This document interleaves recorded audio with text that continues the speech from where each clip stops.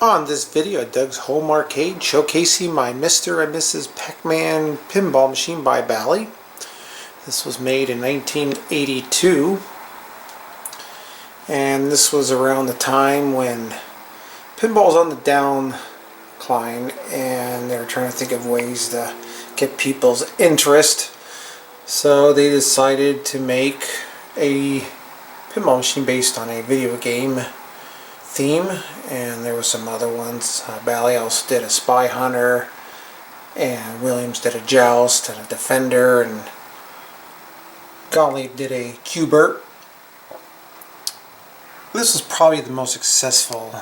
They made the most of these versus the other video game pinball machines. And this, actually, the reason why it's in this funky cabinet was there was a game called Rapid Fire that Bally made and had leftover cabinets. So this is actually a Rapid Fire cabinet, and they decided to make 3 pinballs with these leftover cabinets. So this was one of them. They made a remake of Centaur called Centaur 2, and then a remake of 8-Ball Deluxe called 8-Ball Deluxe Limited. This was a game I really loved as a kid. I thought it was just a great game. Even though there's no multi-ball and no ramps, I just thought this was an excellent game at the time, and still is one of my favorite Bally games, or actually probably is my favorite Bally game out of this era. But that Pac Maze, and I'll get into that in a moment, is just super fun to play. It just really adds to the game. That's very unique. And every time you would basically play that Pac-Man maze, you would win a free game. So there was a bowling alley where I'd play this game, and they only allowed you to win 1 game per game. So you couldn't win like 2 games per game. Maximum was 1. So I had to win a free game every single time I would play it, start up a new game. If not, I'm done. And I would basically take 1 quarter with me and last on this thing for 6 hours, because I was pretty much able to, I was able to keep clear that Pac-Man maze every time I'd play the game. So I just won game after game after game after game after game, and lasted on this thing for like 6 hours. And there was another place that had this, and they actually allowed up to 10 free games. And that one I would leave the game 6 hours later with 10 games still loaded up on the credits. So that's why that was one of the reasons why I liked this game, because I could last on it on 1 quarter for hours and basically get some free entertainment. The owners probably didn't like me that much on this game.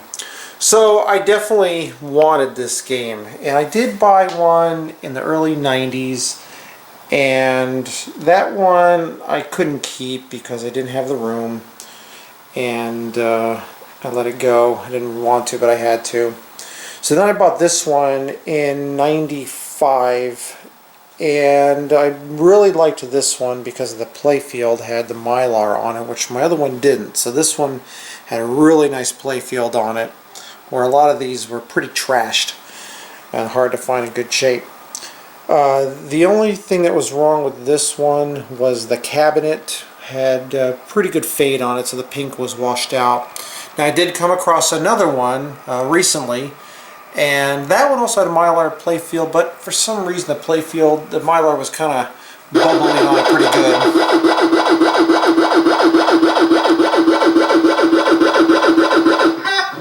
So it was bubbling pretty good, so I decided to do a playfield swap between the 2 machines. Now, when I also bought the one in 95, that one had the glass that was blue instead of black. There's 2 versions of this game, and I always liked the black one better. As a kid, I played the 2 machines in the arcade. One had the black, one had the blue, and I always liked the black. It just looked a lot better, and I think the black was more common too. I think the blue might have been the earlier one, because I believe that one is that's the one that's on the flyer. So that's probably the early model. So I ran into a glass and was able to switch out the blue with the black. But then the apron didn't match because the apron was different too. So if you got the black glass, you got the yellow and the pink. If you got the blue, you got the yellow and the green. And I didn't like that, the green. I liked the pink better. So I made the machine, I found another apron and made it match.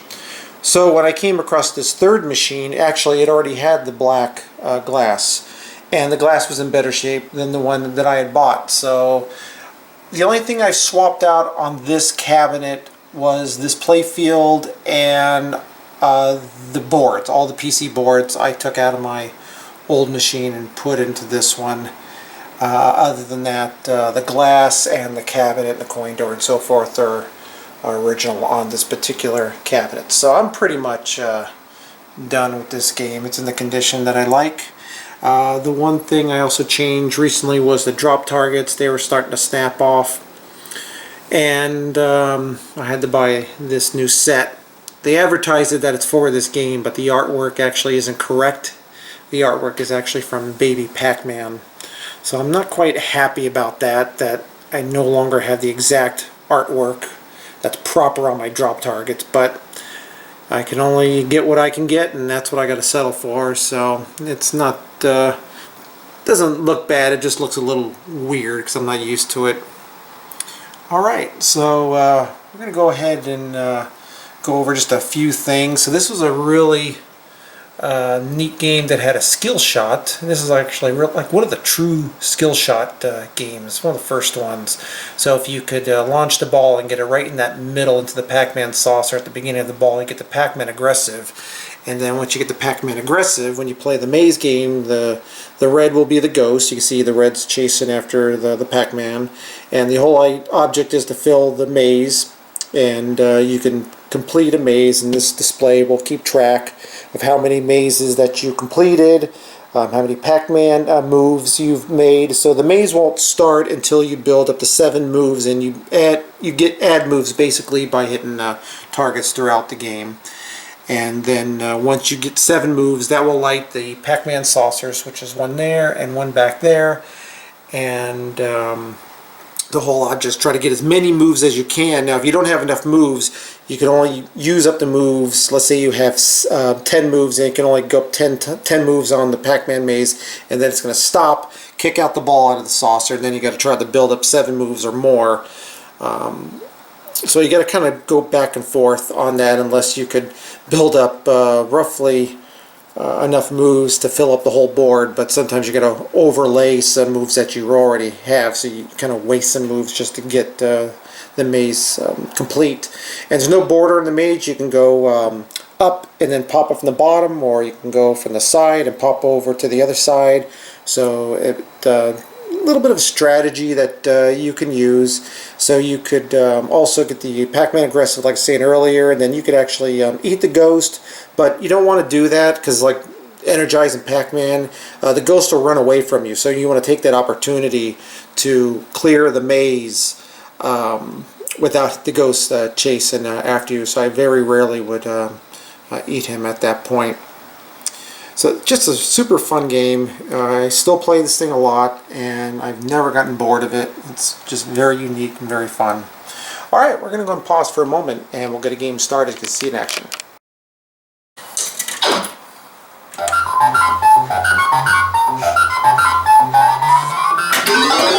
Slow, skill shot ahead. Now, if I do get the skill shot, I'll start the Pac-Man maze. It'll automatically give me some moves, and then you use the left flipper will control the direction, and you can spin the arrows around, and that would tell you which direction you're going to go, up, down, left, or right. And then by hitting the right flipper button, that will actually move the Pac-Man. And then I have 4 Pac-Mans to sacrifice. The game will keep playing if you lose a Pac-Man, and then if you do run out of Pac-Mans, you can earn new ones by hitting the stand-up targets, which are behind the drop targets. And if you hit all 3 of those down and spell Pac-Man, then you'll gain a Pac-Man there. If you hit the 3 targets up top at the bank, down 3 times, then you could get the Pac-Man aggressive through there as well, and then advancing the arrows through the lanes of the Pac-Man saucers. Advance those, you can light the extra ball.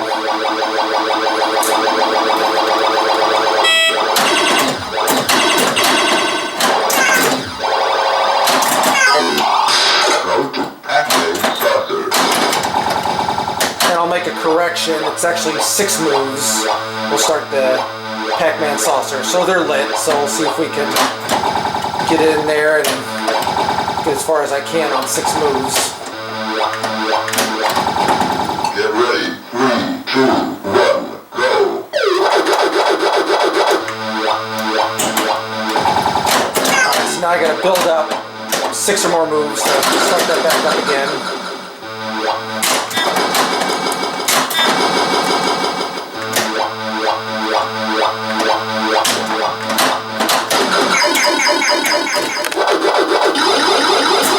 And then the more Pac-Mans you have filled up on the maze, then that's basically your bonuses at the end of the ball.